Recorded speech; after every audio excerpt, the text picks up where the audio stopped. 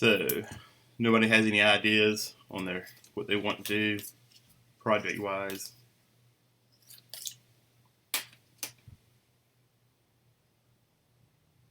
Yeah, I'm making a putt-putt mini golf game.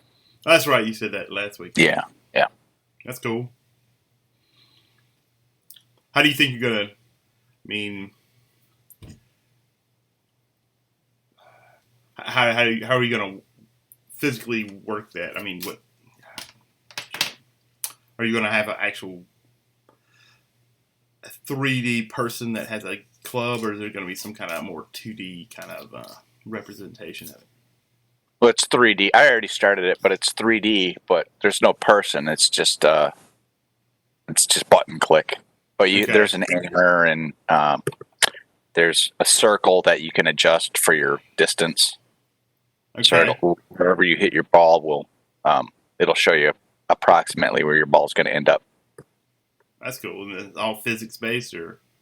Yeah, I may change it now that I know how to make a terrain. I may change it to actually use a terrain rather than some of the flats that I made. I mean, they're at angles, but the physics don't really work that well. Gotcha.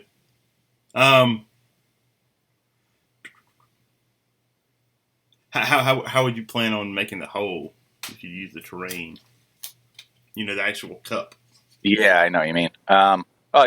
You can dig down in the terrain. You can make a small hole. You know, if I make the paintbrush like one. I guess if you made the edges really hard, yeah, you could do that. Yeah, that's true. I've never done that before, but thinking about it, yeah, that should be possible. Cool. Look forward to seeing that. Let's see. Anybody else?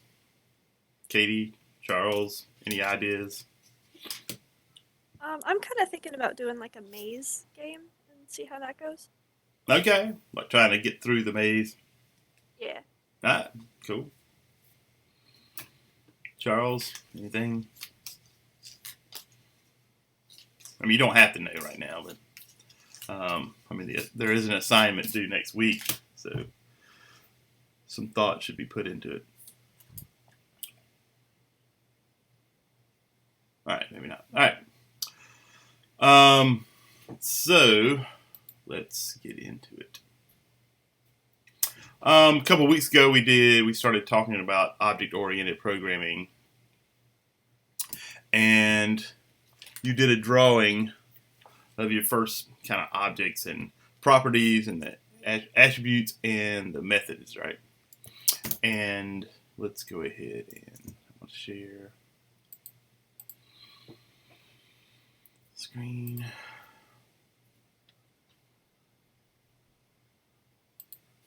There's your notes. All right, so let's see.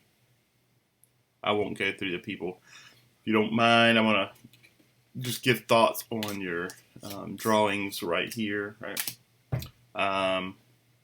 Somebody objects, they can, I suppose, but I'm not grading them in front of you. I haven't graded these yet. Sorry, excuse me. Nick's not here. Maybe a coin collection game. All right, that's cool. Brian is here, so let's do that. All right, so ball, right? Yes, properties, size, physics, and color. Physics. What do you mean by that? Well, I was thinking like a baseball. There's physics, different spin you can put on it to make it move. Okay. So it's about the spin. Pretty much any ball has some type of physics. All right, so it's the type of physics. Like there's different types of physics you might apply to it. Right. All right, that's cool. I'll accept that.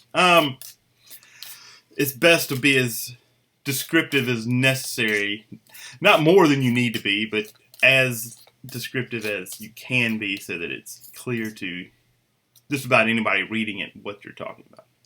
Anyway, methods, movement, and bounce.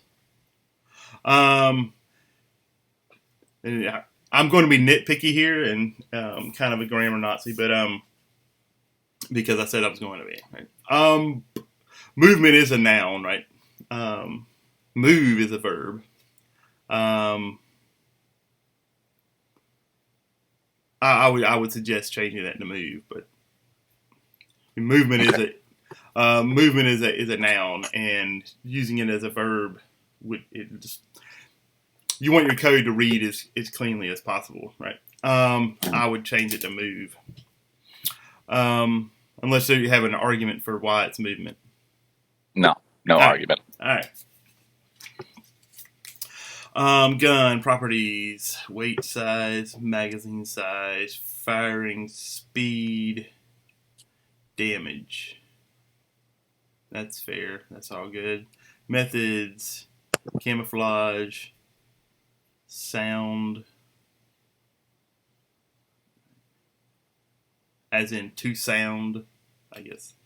It could be a verb. Yep. I guess it's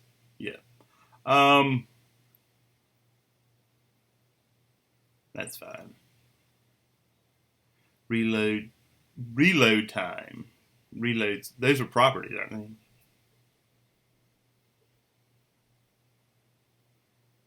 Yeah, I guess they could be. Well, they are. I mean, the reload time is how long it takes to read. Now, reload would be a method, and I would suggest putting that in there, right?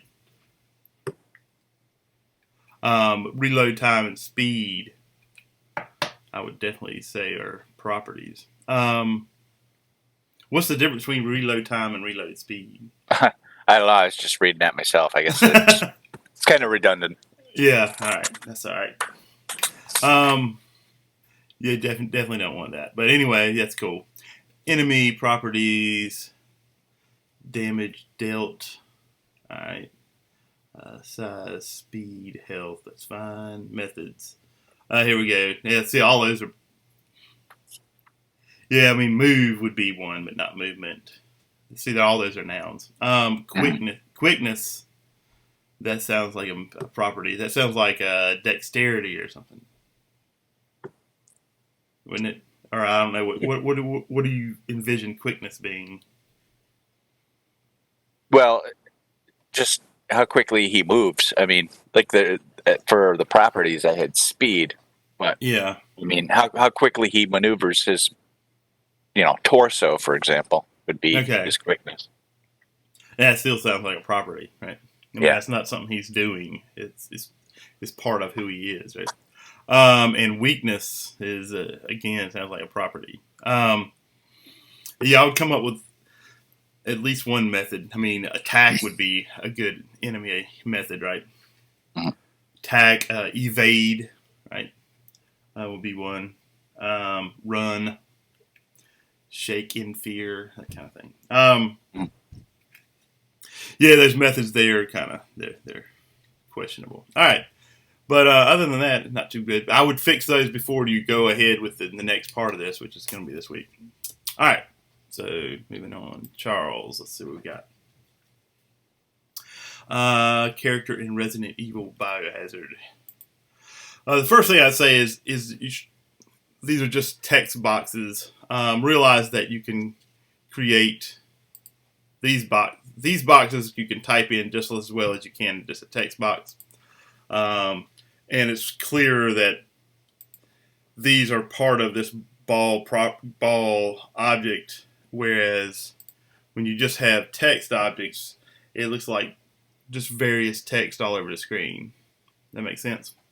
So I would suggest making these actual blocks like he's done here. Right?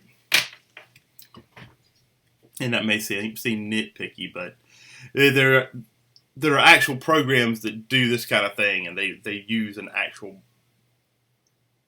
The graphics used are intentional and meaningful, right? So without using those pieces of software, I was trying to get that, trying to impart that to you. Anyway, so. Properties: movement speed, look speed, health, strength, stamina, XP, XP, dexterity. Those are all fine. Methods: running up, See, this is where I played grammar Nazi. Running is a noun, right? Run is a verb. Defend is a verb. Shoot is a verb. Aiming, down sight. Aiming, it's a gerund phrase, right? Aiming is a verb. I know, actually, aim is a verb, right? So if you said aim down sights, it would be heal, combine, combining herbs and ammo types.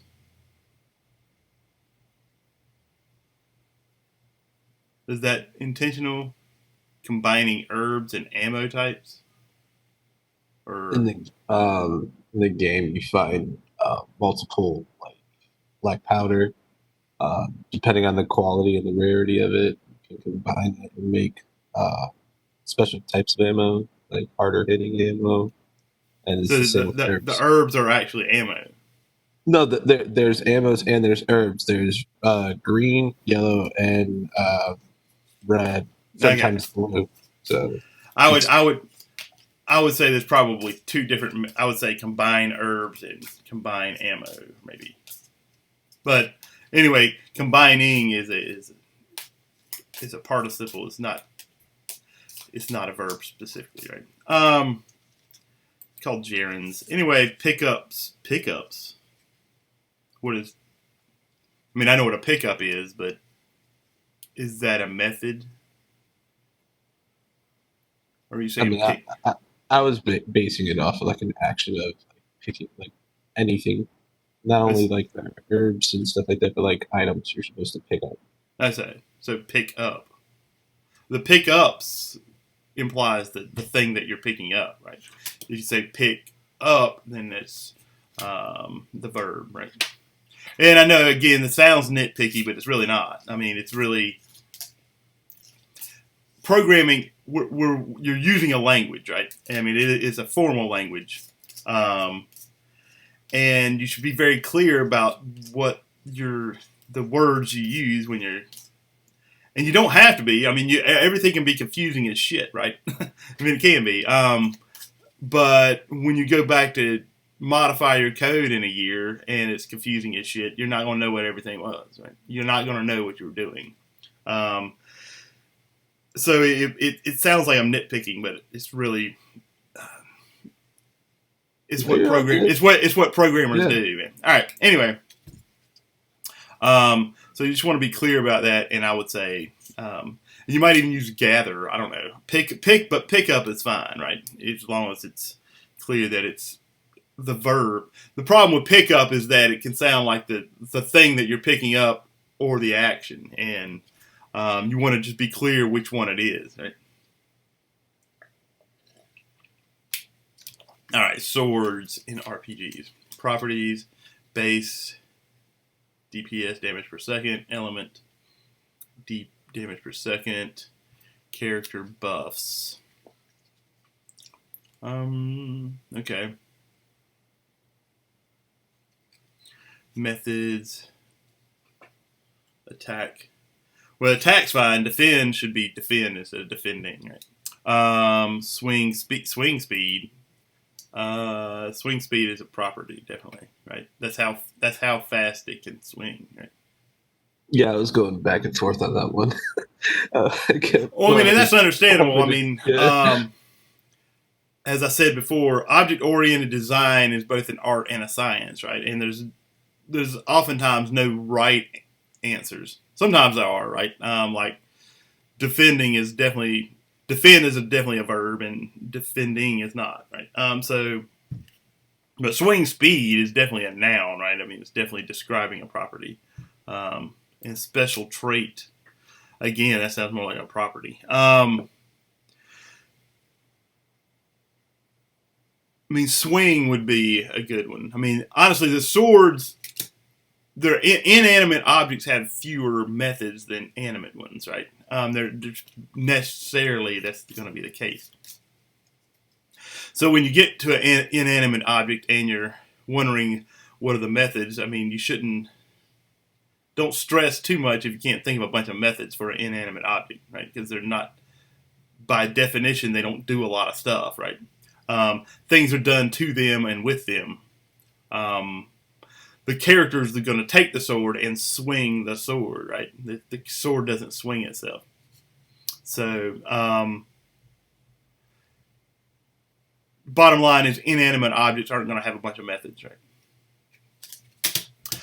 All right, so I would just move the necessary ones up into the properties and maybe come up with one method. All right, Call of Duty weapons, accuracy, stability, range, damage, rate of fire, bullet penetration, silencer. All right, movement speed.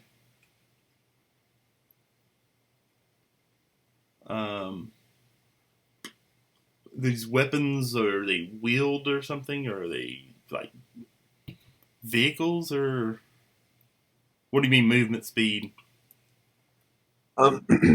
Well, depending on like your attachments, you could make your character move faster, like the actual physical character move faster, while strafing or movement. If you have a heavier, like a marksman stock on it, it will slow your character, but the stability will be greater when you shoot. That's what I meant by that. So it affects the character's movement. Yes. Is it just a function of how heavy it is, or is there anything else? Somewhat. I think that's what they were getting at. That like since it's a marksman, the weight of the like because there's a description on like the marksman stock. It's like it's a heavier weight stock that increases stability. You know, and I don't know what they would call it. Better shots down range, and then but at a like a minus to movement speed. I mean, All right. You might even put I would suggest something like movement speed modifier or something like that, and maybe even a accuracy modifier. Like if it, it's both of those in there. You know what I mean? Meaning it gives a boost or a minus to whatever property it affects the character in some way. But I mean, I understand what you're saying. I think movement speed modifier or something like that might be better. Anyway, methods: shooting, reloading, shoot, reload instead of shooting. Yeah, I did that a lot. I gotta take those INGs out. Yes. And I mean it's fairly common. People do that all the time. But and ADS speed, that's a property. What does ADS stand for? Damage per.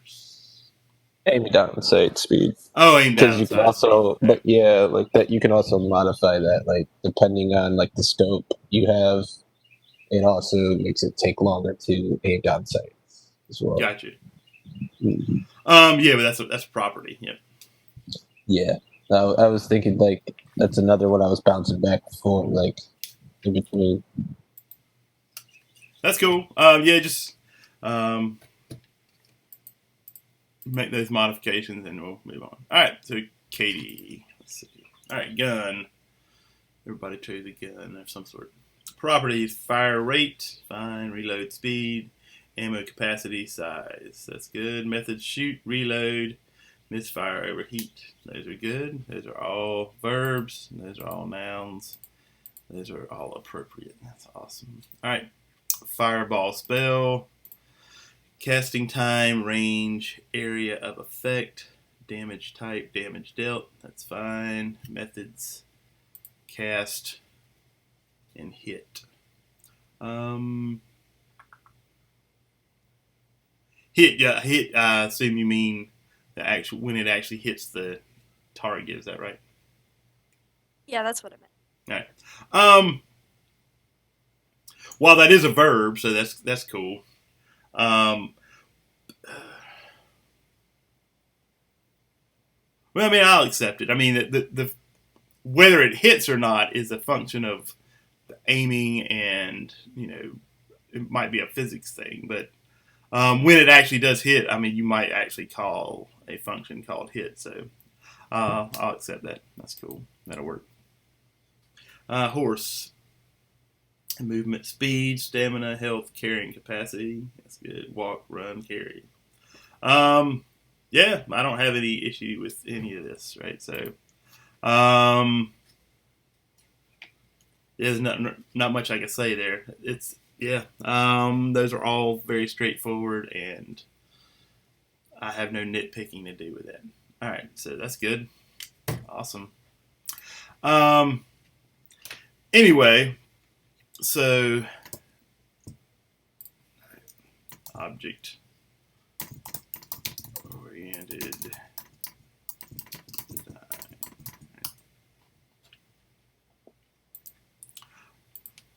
Inheritance. What is inheritance in the real world?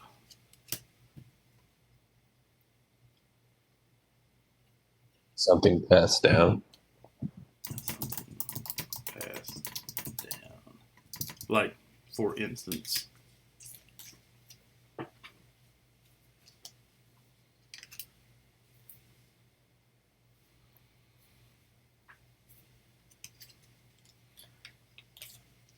What's something that might be passed down? When you say passed down from whom? From older generations to younger generations. And mostly it's either money, property, or material possessions.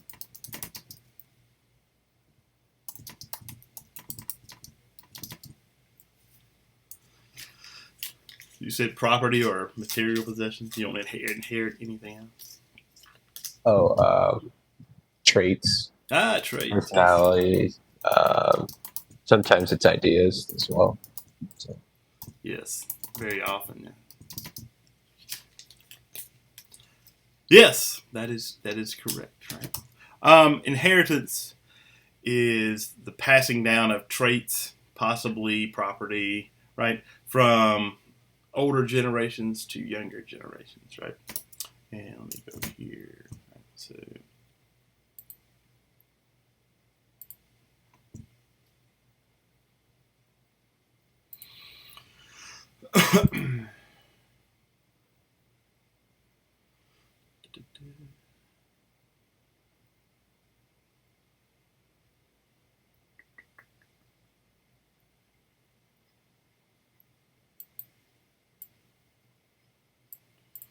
So, parent.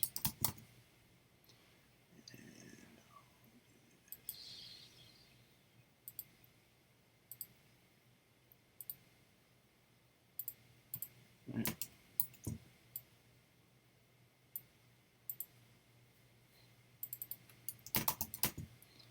So it's passing from a parent to a child, right? Line arrow.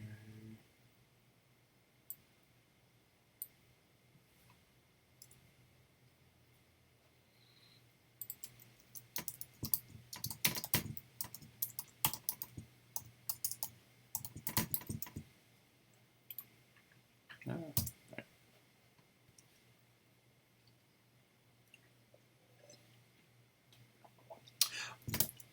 In object-oriented design and programming, we use inheritance often, right?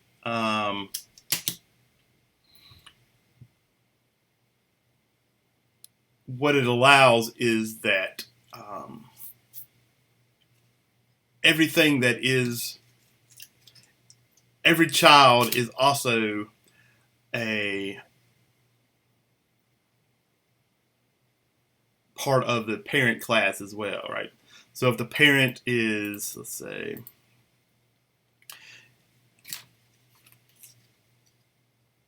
if the parent is a kangaroo, right, then the child is also a kangaroo. Right? They pass down traits and attributes, right? So that, let's see, if we look at your, like, so let's think of it. What's a type of a horse? A specific breed. and I don't really know horses, so. Or a Clydesdale. A Clydesdale, right? So if you, in your diagram here, if you put a Clydesdale as a child of the horse, right, then it would automatically inherit all the properties of a horse, right? It would automatically have movement speed, stamina, health, carrying capacity, such so forth, walk, run, carry. Right?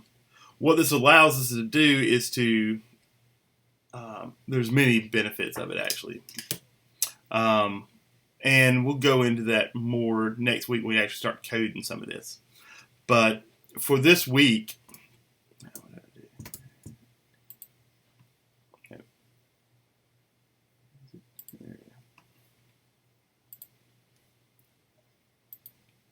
but is there something about a Clydesdale that's specific to a Clydesdale that you could, where is it there?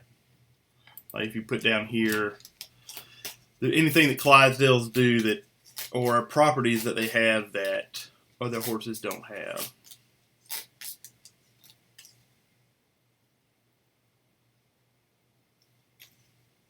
Other than being massive.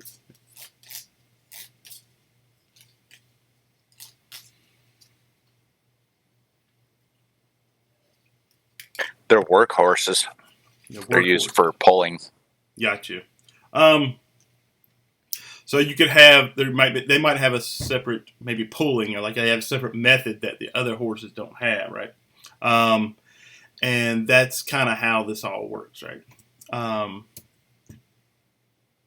So what I want you to do this week is to modify. I want you to show inheritance, right? If you need to modify or change your objects from last 2 weeks ago to do that, that's fine, right? Like fireball spell, you might make it the child, right? You could create a spell class that's more general, right? And have it as the child, right? Let's see. Let me put this in here. In fact, when I said the general, right? Parent classes are generalizations, right? Wow. Child classes are specific. Right?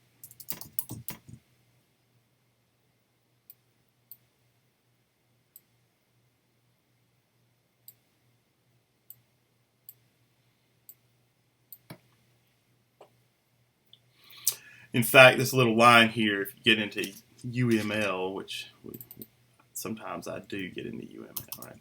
UML is Universal Modeling Language, right? And I know, Brian, you said you're thinking about doing the computer science thing. Get used to that term right there, right?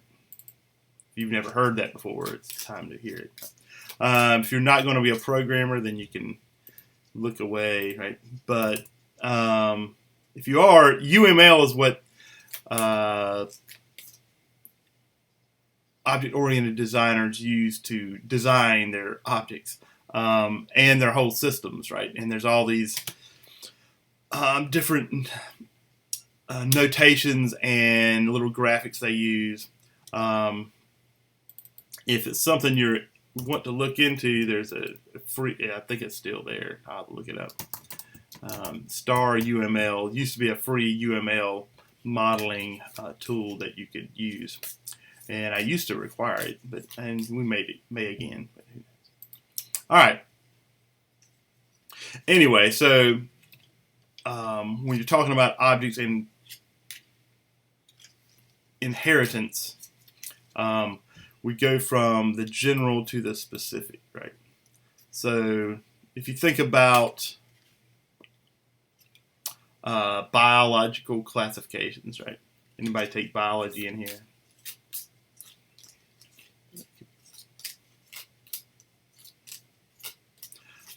My wife teaches it, so I bring that up. But they they have this whole classification system, right? Because as humans, we are all also what else? What are we?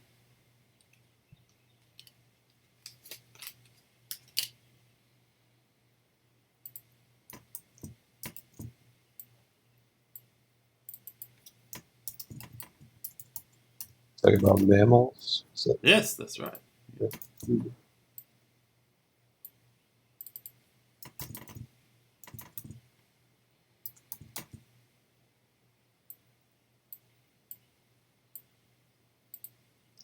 And as mammals, we're actually this whole we are vertebrates, right? There's also in there. I've made these too large, but anyway.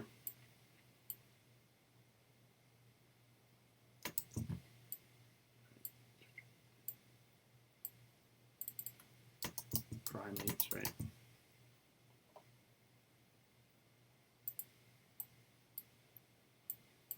I'm gonna make these smaller so I can get them in there.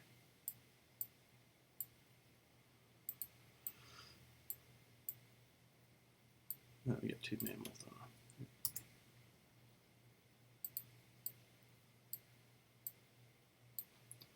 And my arrows.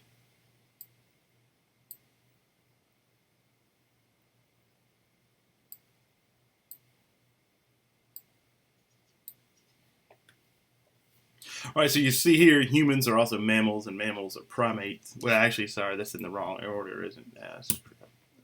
Sorry.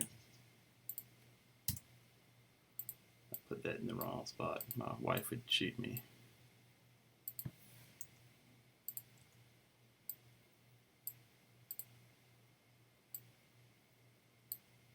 There we go. All right.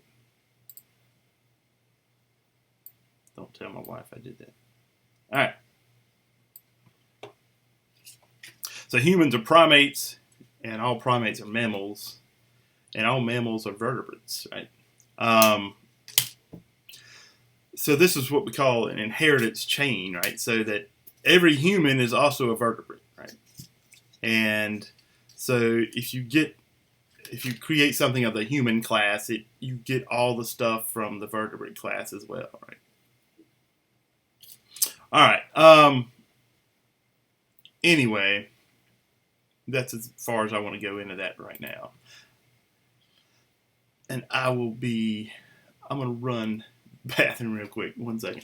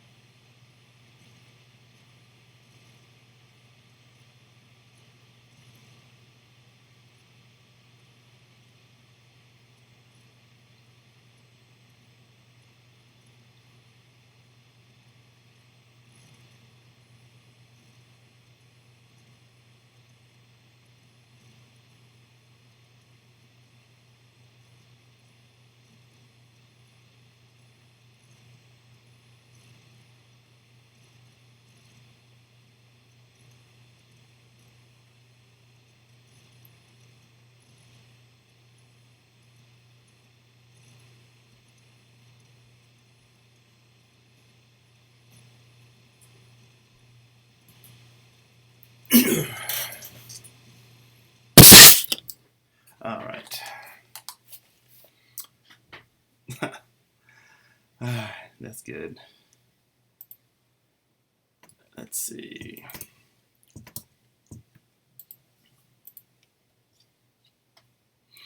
Where were we at?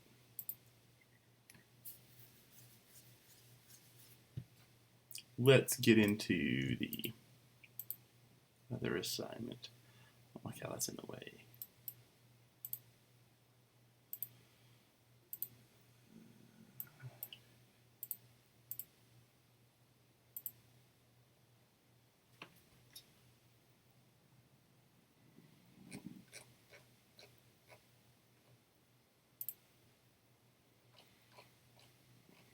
Coroutine spawner right here. And this is something that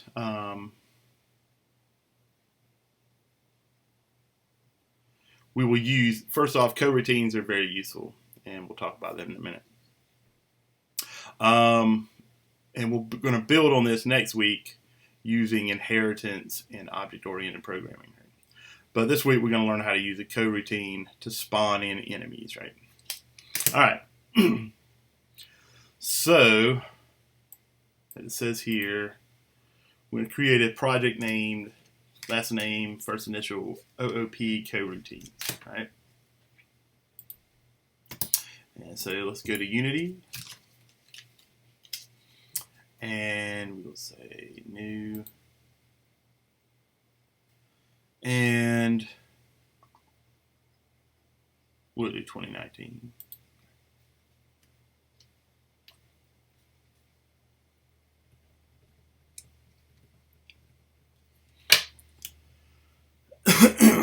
We'll make it 3D. Divs underscore T. What did I say? OP coroutines. Put it in my 213 folder.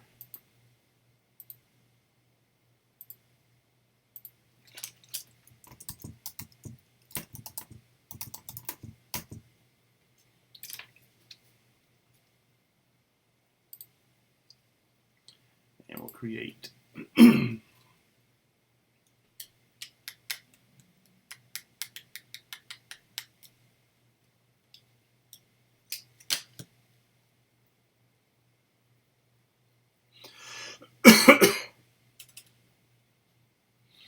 me wait for Unity to launch.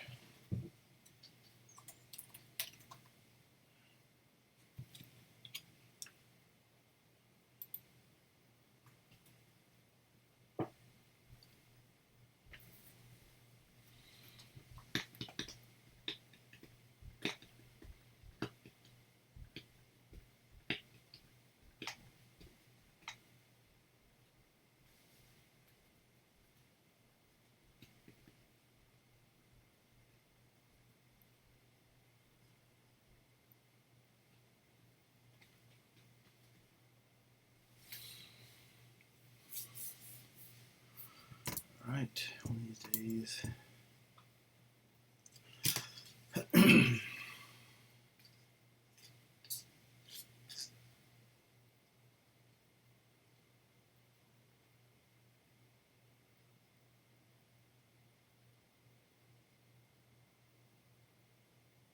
All right, so while we're waiting for that, I'll read the instructions here. All right.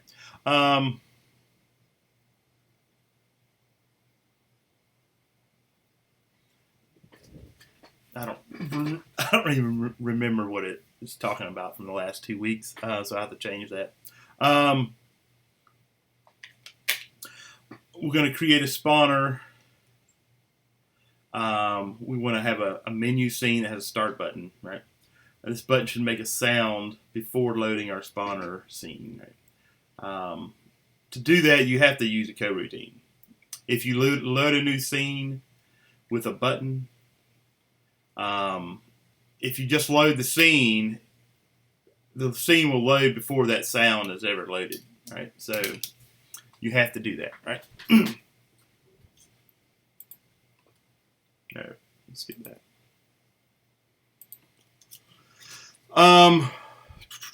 Do I want to worry about that right now?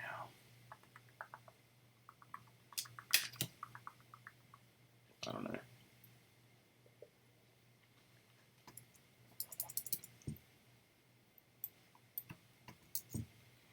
Let me see if I can find a sound real quick.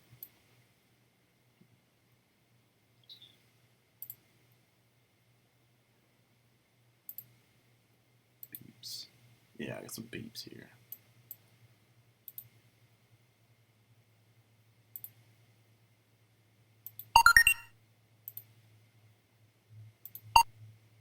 That'll work. It's good to have some basic sounds on hand at all times. All right, so first things first. We want a menu scene that has a start button. So, it's a project. We already have a scenes folder, right? And this is called sample scene. I'm going to rename that to 00-menu.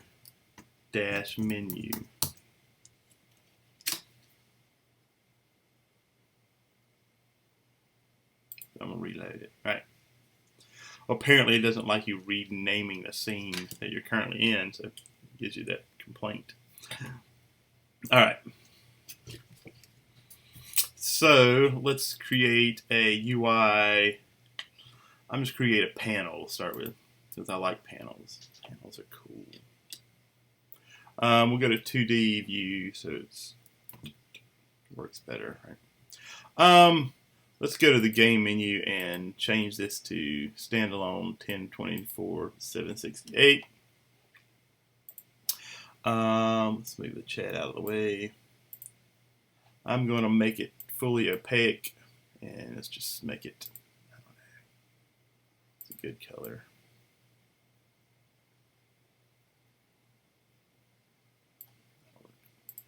All right.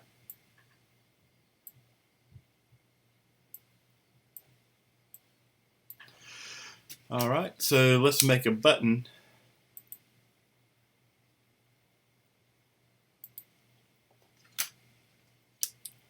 And we'll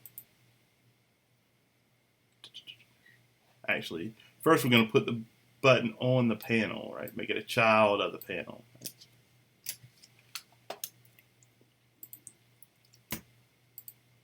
And we'll pin it right there in the center.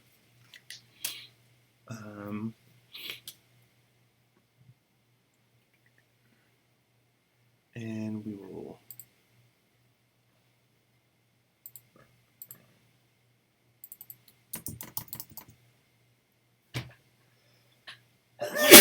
excuse me.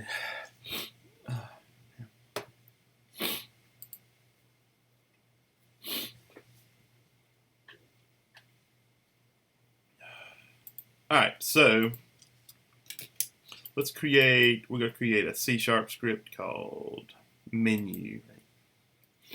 We'll call it, in my fashion, I will say S_menu. I like to name my scripts S_ to show that they are scripts. There are times when you create classes where you'll actually have a game object that has the same name as the script, and it's helpful to encode to indicate that your script is a script with that prefix. Right? Excuse me. All right. Open C# project.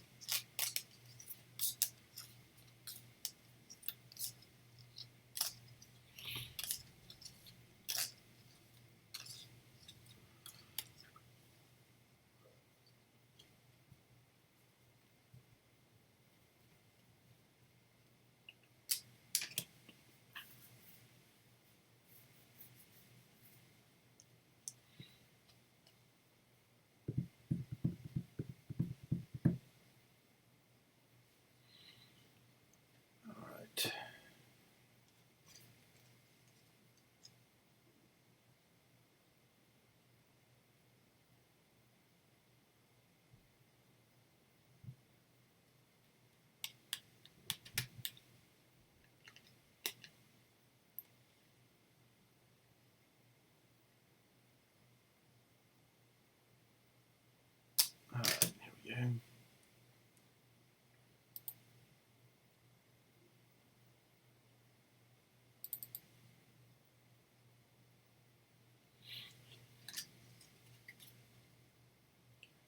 Open that file up eventually. All right. I'm going to go ahead and I'm going to put the S menus script on the main camera. All right. We're going to be changing scenes here, so I'm going to say using Unity engine dot scene management, and let's go ahead and say Unity engine UI as well. I'm not sure, but we might need that, right? All right, so what we want is a function that will change our scenes for us, right? So we're going to start, let's just say public void handle start button, right?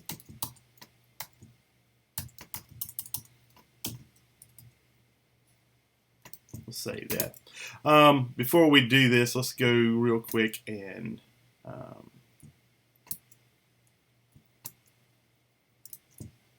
let's create a new scene that is our game scene. Right? New scene, save. We'll go ahead and save this scene, and we'll call it 01 play. Right?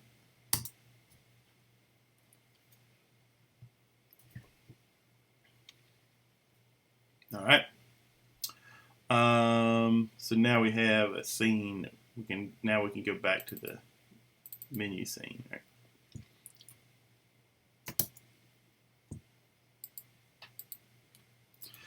So in here we'll say debug log.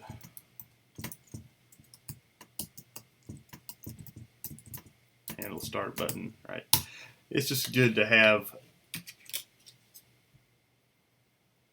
a debug log and functions like this so that you can see when you click the button that it actually does something. All right, and then we'll say scene manager load scene.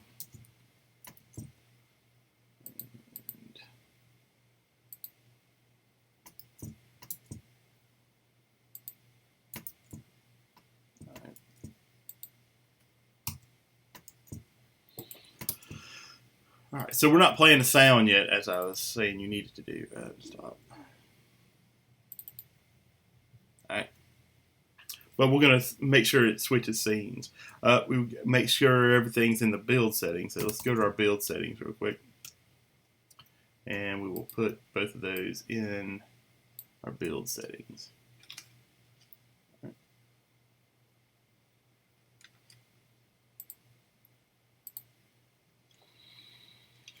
All right.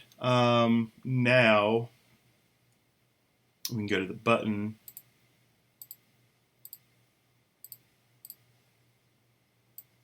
Right, and have an action for it. Oh,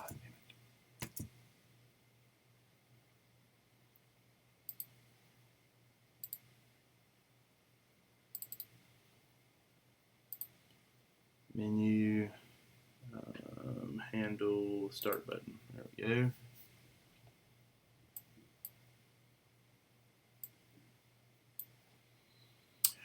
At this point, it should change scenes. Let's make sure. Right?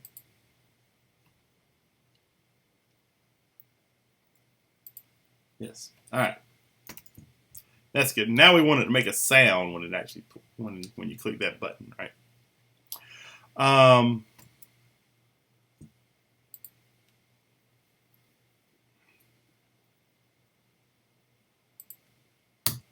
So we need a reference to an audio clip in here. We'll say public audio clip beep clip. Right.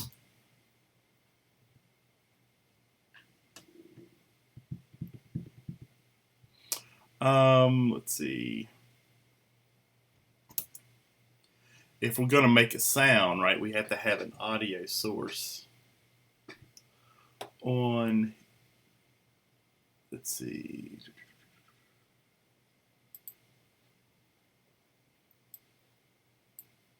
we have to have an audio source here, right? So we're going to add you have to have an audio source in the scene somewhere to make sound, right? So we're going to go to audio source.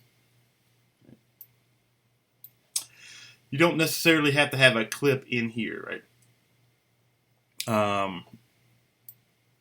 That's really if you're going to have background music, and that's typically when you'll have an audio clip in the audio source itself, because we can reference an audio clip within code, which is what we're going to do, right?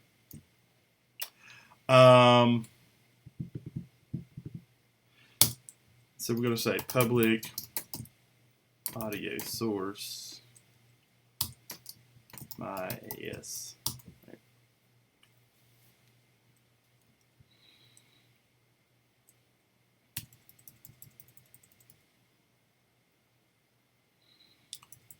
And I want to show you what happens first. If you try to play this right before you load the scene, what happens, right?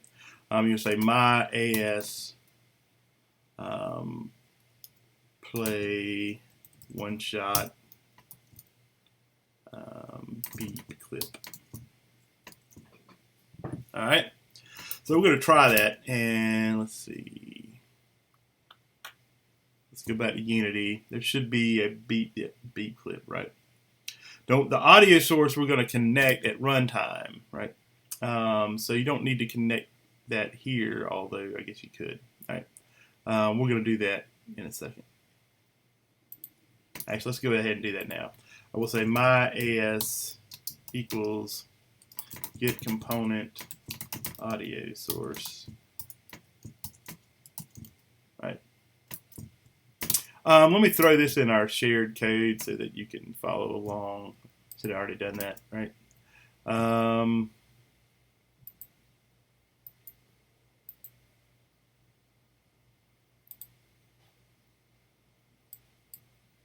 There's that. Right.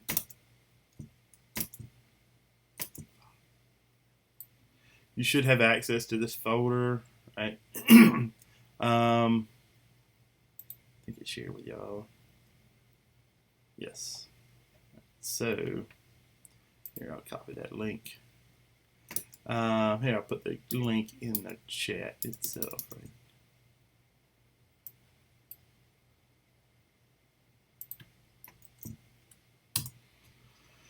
All right. So now you can open that in any file notepad.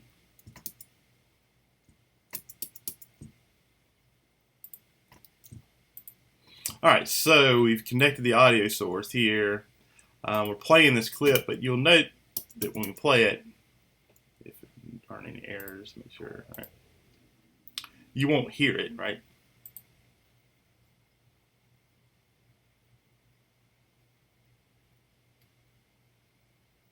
So we'll try it. All right, so it didn't play anything, right? The thing is, it loads that scene so fast that you're not going to hear the clip, right? So what we need to do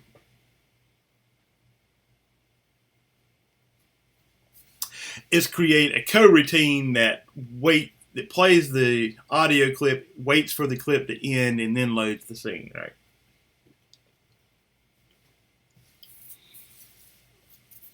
All right, so we're going to create another function called public, public, and it returns an I enumerator. Make sure it's not enumerable because I don't even know what that does, right?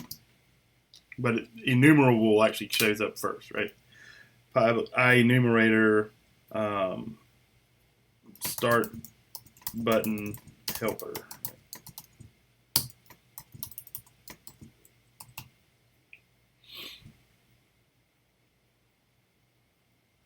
Yep. And it's already giving you the squigglies because you're not returning anything. So you want to say, I always do this just to get rid of the squigglies because it annoys me, right? Return new void, I think. No, that's not right.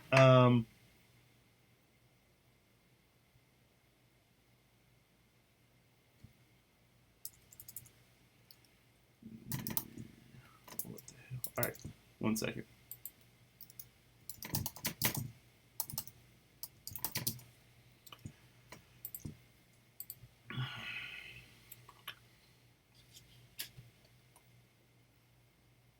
Yield return. Oh, man. All right.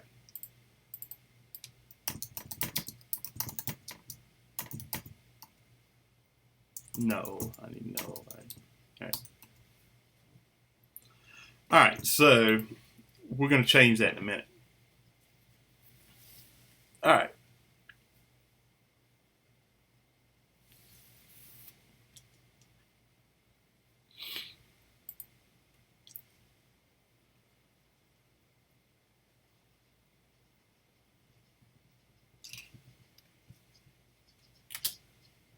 We're going to actually, I'm going to put this above the other one because this gets.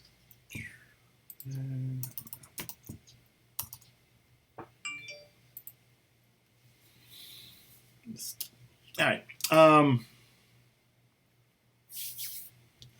So when we click the button, all right, when we click the button, we want to play the clip. We want to wait until the clip is done, right? And then we want to load the scene, right?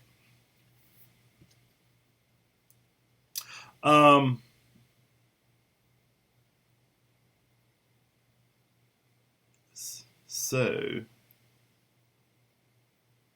actually, I'm sorry. It's Monday and my brain ain't working. All right. So we're going to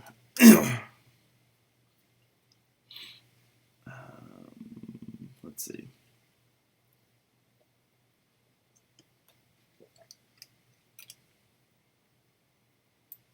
Take all this. Put it in here. The handle start button. See that I'm really not. Is just going to call our start button helper. Usually I do this the other way, but like I said, it's Monday and my brain ain't working. All right, so the thing is, you can't call it a coroutine from the inspector. So you have to, if you want to call it from the inspector, you have to wrap it up in another function, right? So we're going to say start coroutine start button helper.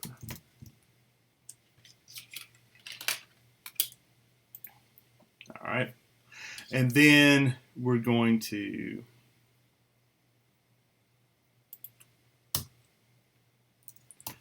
yield return. Oh, what? I hate Mondays.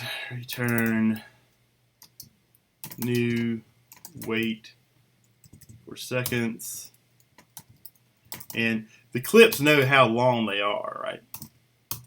And so we can just wait for the length of the clip.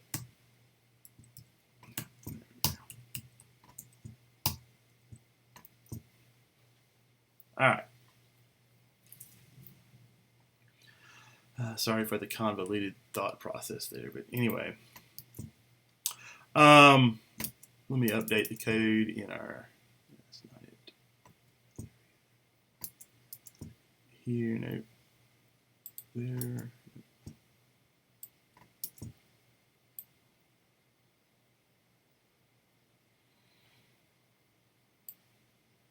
So that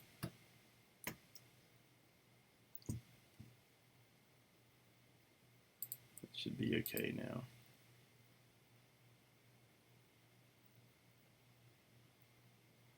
Yes. All right. So that should be correct. Save that. Go back to Unity. All right, now if everything's right, and I don't swear to it, but we hope so. Let me make sure.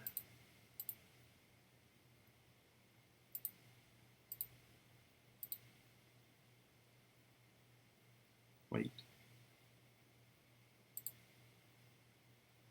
I haven't put the beep clip into my project, so that would be a problem, wouldn't it? All right, so if you don't have a beep, go to freesound.org real quick and just search for beep, and you'll find tons of beeps, right?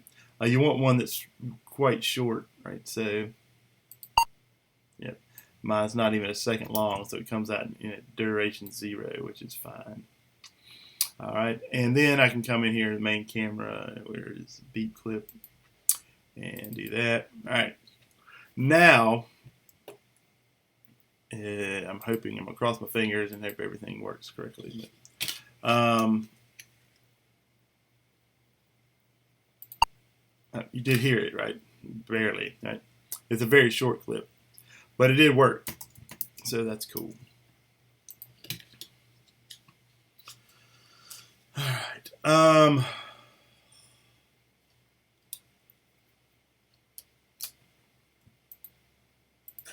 I think questions about that. Everybody was working on that, I assume.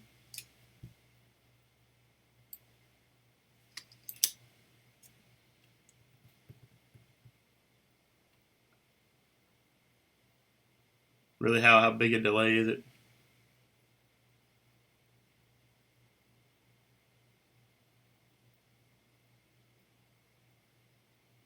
All right.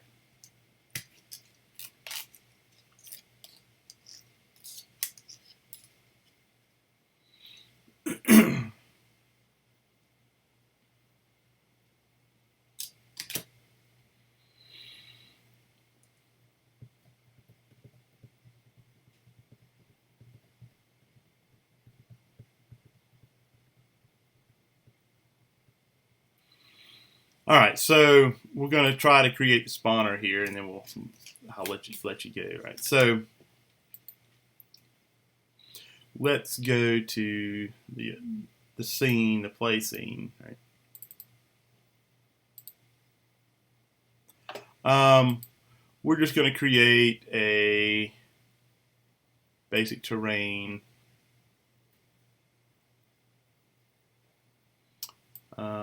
I am going to, let's see.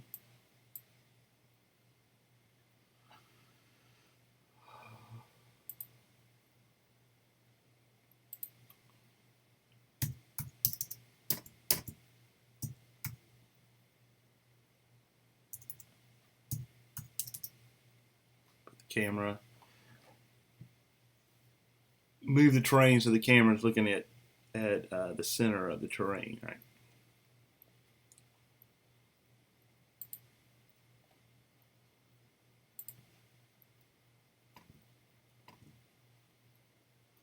Off TV. There we go. All right.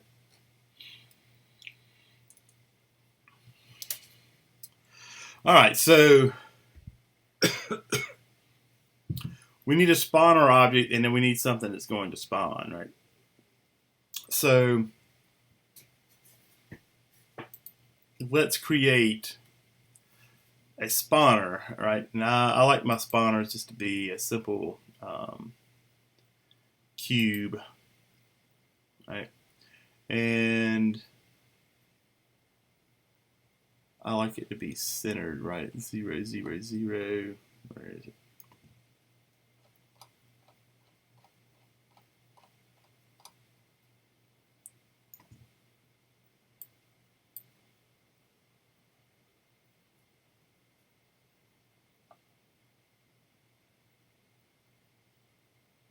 So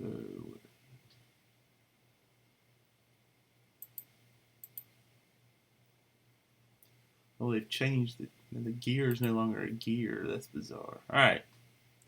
They're always fixing something. Reset position. All right, so there we go. All right, so we're going to call the cube spawner, right? And then we're going to create an enemy, which is going to be a capsule.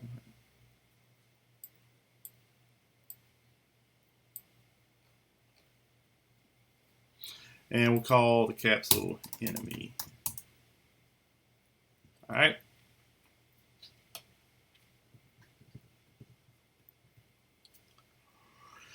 Okay. Let's create a script called spawner, s_spawner, s_spawner. All right.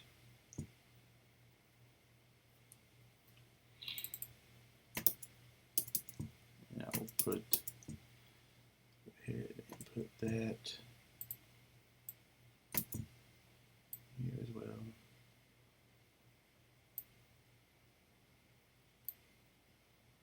All right.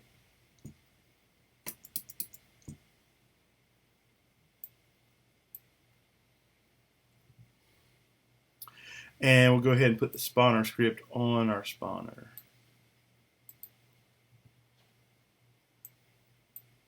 All right.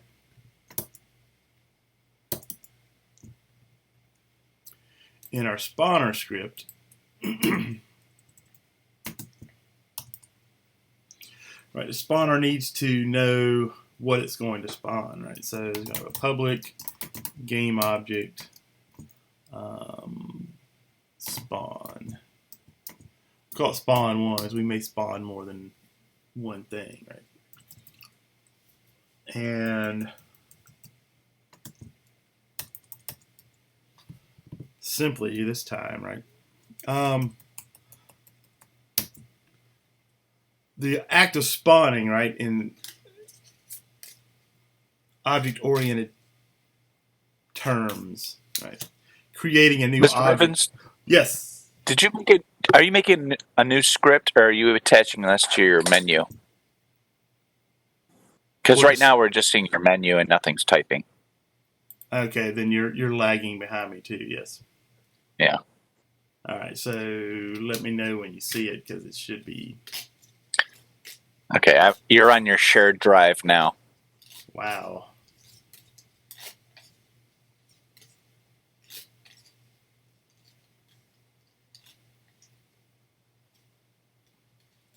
So you hear my voice right now, though. I hear you. Yeah. Okay. Now let's see. The voice is in real time. Now we see your spawner script now. All right. Wow. So it's about 10 seconds behind. That's fun. All right. All right. So we're going to spawn one.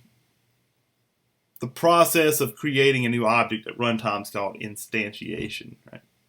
So we're going to instantiate, first off, just for the fun of it, to make sure it's working. In the start function, we're going to instantiate something, right? So we're going to say instantiate spawn1. That's the simplest way to instantiate. That will put it at the default location, which will be where it is, where it was created in the scene originally, right? And we'll deal with that in a second.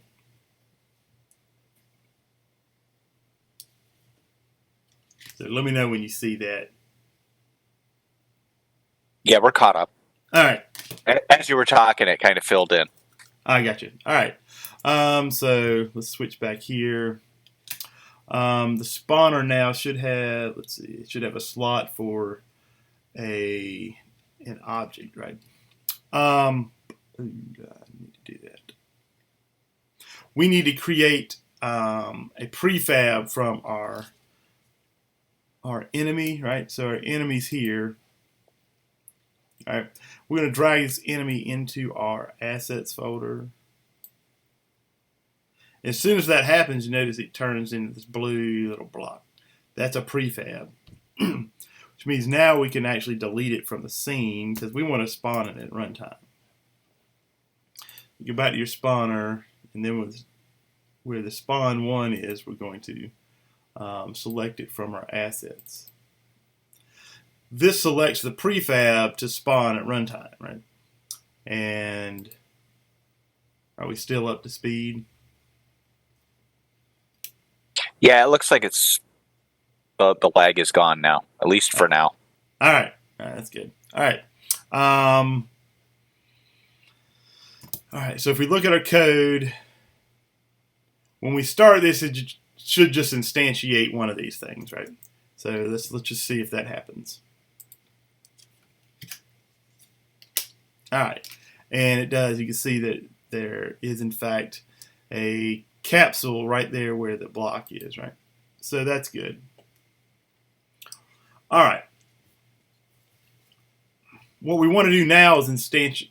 Well, let's create it. We're going to create an enemy script and put it on the enemy that makes it move, right? Once it's instantiated, right? So let's do that.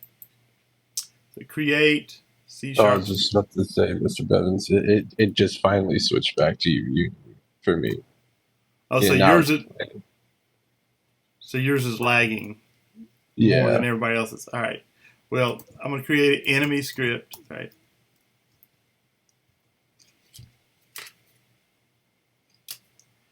And then I'm going to look at the script. So let me know when you can see the enemy script.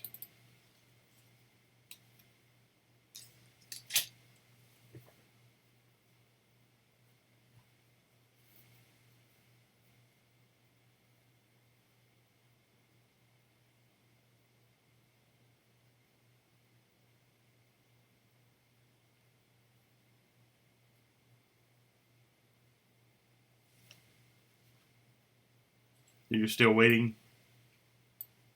Yeah, so it was created. Yeah, now it just popped up, like the full script on Visual Studios. All right, wow. All right, this is fun. All right, so what we want to do is once the enemy is created, he wants to just move, right? So we're just going to move him simply, right, by using its transform, right? So let's see. We're just going to say transform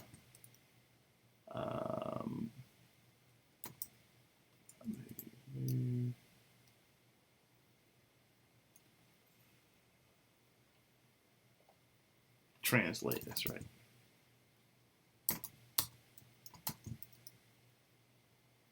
Vector 3, and we'll just say forward times. We're going to do this right now, and then that's a speed, but you shouldn't put magic numbers in your code like that. But we'll create a variable in a minute. All right, times time delta time.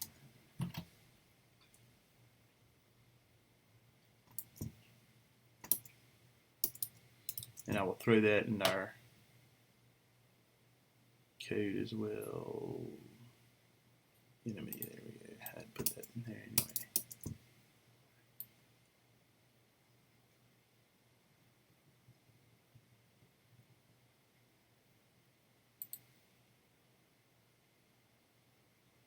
Make sure you have this code. This code may be available to you before the laggy video is. So I don't know. So make sure you're in that folder. So you may see it there before you see it on your screen. All right. So do you see that now, Charles?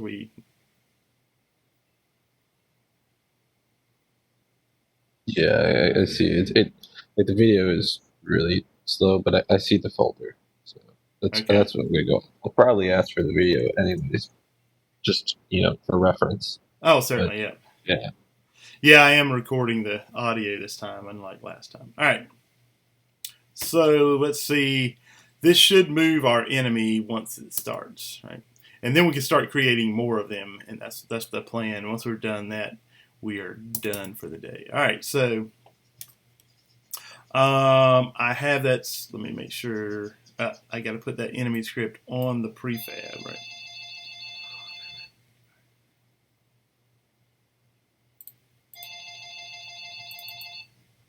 So here's a prefab editor. And we're just going to put that enemy script on there, right? Like that.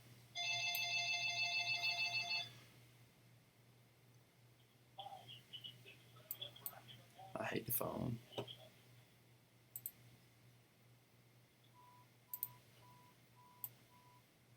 All right. All right, so our enemy is created. And let's see. I'm going to make the camera, let's see. I'm going to set it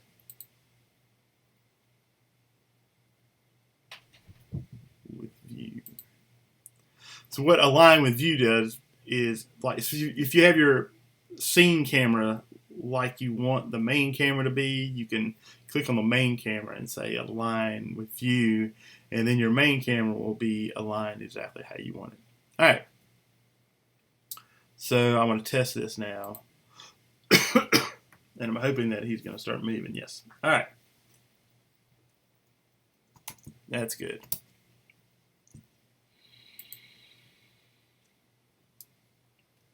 All right. So now what we need to do is just spawn more of them, and we will be done for this portion. All right.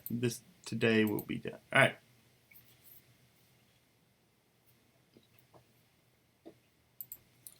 What we're going to do in our spawner script is we're going to create a function that spawns one of these things, right?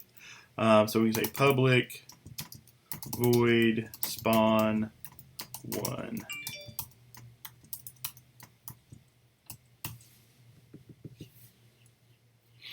And then we're actually just going to come up here where we did this, and we're just going to cut that out and use it.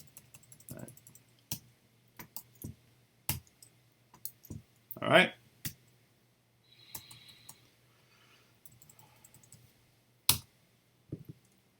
But that just spawns one of these, right?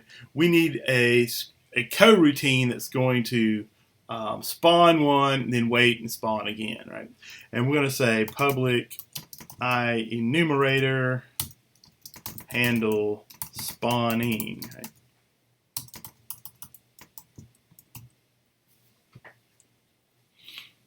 And we'll say yield return. No, right. Just to get rid of that squiggly there for a second. All right, so then we'll say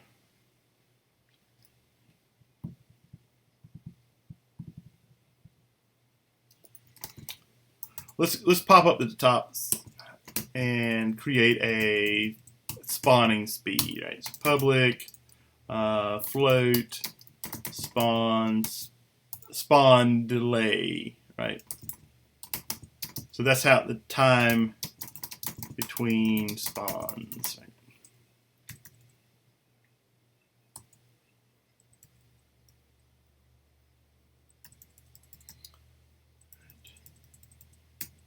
And now we can use that, right? We can say spawn 1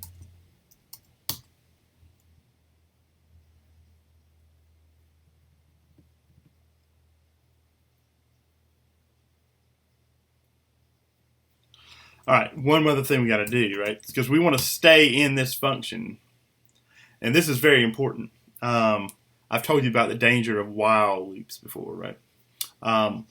While loops can lock up Unity, and if they never exit,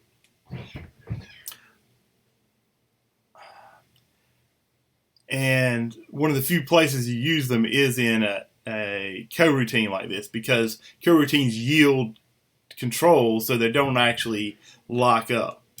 So this is one of those cases where we're actually going to use a while loop, right? We're going to create a bool just so we can get out of this if necessary, right? So we can say public bool is spawning, right?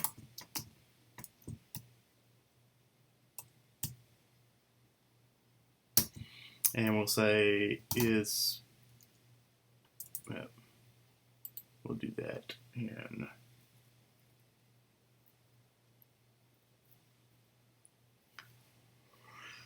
say is spawning equals true, start coroutine handle spawning, like that. All right. And then in here, we're going to say while is spawning. So we're going to continue spawning until such a time as is spawning is false, right? Which we could set in the inspector because we made it public. And we're going to say yield return new wait for seconds. and we'll do it every 2 seconds for now. All right. Actually, we already have a spawn delay. We can just put that in there. Spawn delay. All right.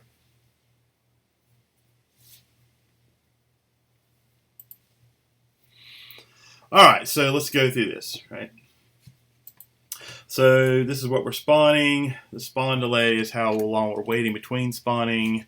Is spawning is a bool that keeps track of whether we're spawning or not. Start, we set that to true, and then we call our coroutine. Right? It comes down here, while this is true, it spawns one and then it waits. Right? Then the loop, once that's done, the loop is done, and it comes back up here and spawns another one and waits and waits and waits until we set that to false. It'll keep doing that, right? All right, so let's test that.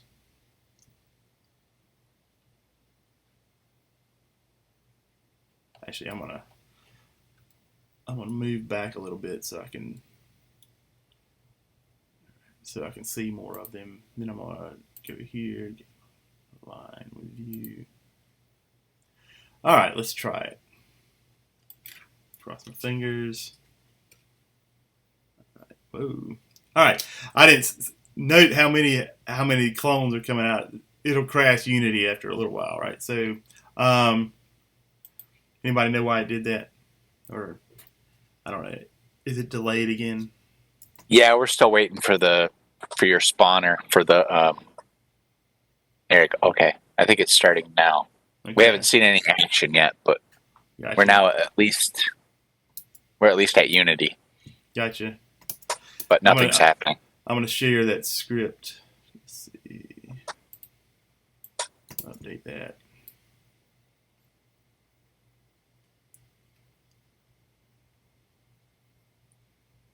Let me know when you see it. We're almost there. We're almost done. Thankfully.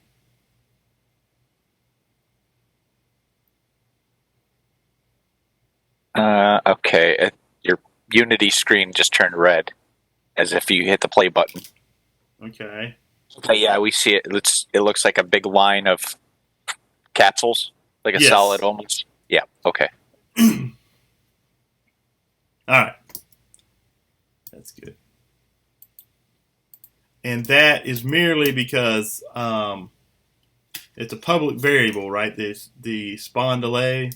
So you can fix that by just going into your where are we at? Spawner is. Go in the spawner script and the spawn delay, change that to something that's sensible, like 2. And try it again.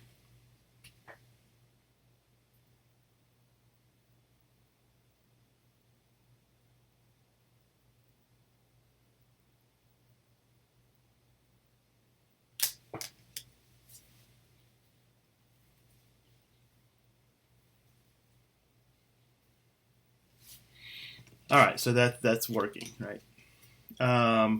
You probably don't see it yet there.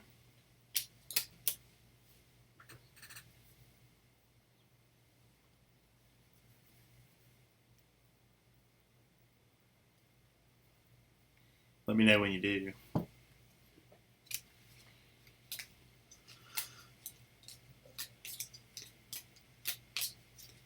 Right now we're seeing you on your spawner script, your Visual Studio script. Okay. But it's just hanging there. Well, all right. I mean, I understand what you changed. Okay, now it's switched back to Unity. And it's just hanging here.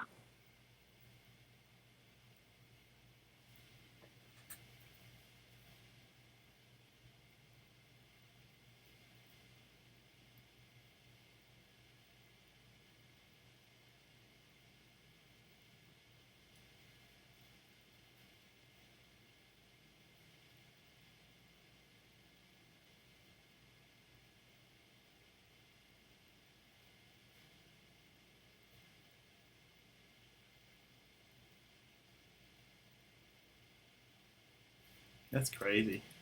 Okay. So you I see see them it now. spawning. You see them spawning now. Yeah. That's good. Let me think. That's given how much delay there is. That build that. Make sure that the sound works when you click that button. And then make sure they're spawning. Then create a WebGL of that and upload that. Right.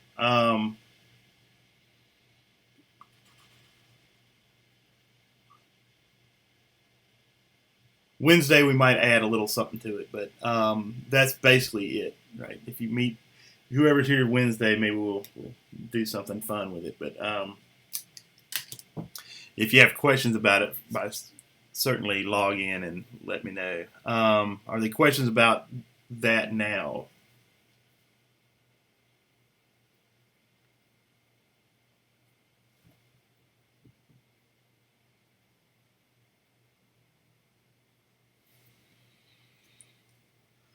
All right. No, at the moment. All right.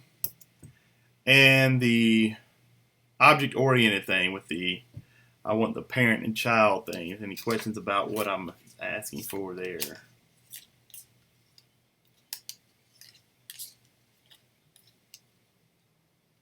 So you want everything that is passed down, like, or do you want? No, actually, the children should only show the things that are different, right? Because by default they inherit everything from their parents. Right? So, say that, but if the child has a special ability, right, that their parent didn't have, like fire vision or something, right? Put that in the child. Does that make sense? Oh, we can. Is this realistic, or we could just do whatever? Like this, like you just said, like fire vision. Say we're This is basing it on a superhero or something. Oh, this is game development. So yeah, realistic doesn't really come into play yet. Right? Because Katie had a fireball spell. Unless you know somebody that knows how to do a fireball spell, then yeah, we're definitely in Fantasyland. Gotcha. Yeah, I mean this is totally creative outlet. So yeah, yeah, I expect it to be so. Yeah. But does that make sense? Everybody got that?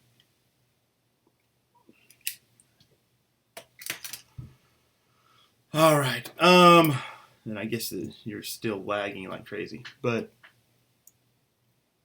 I apologize for that.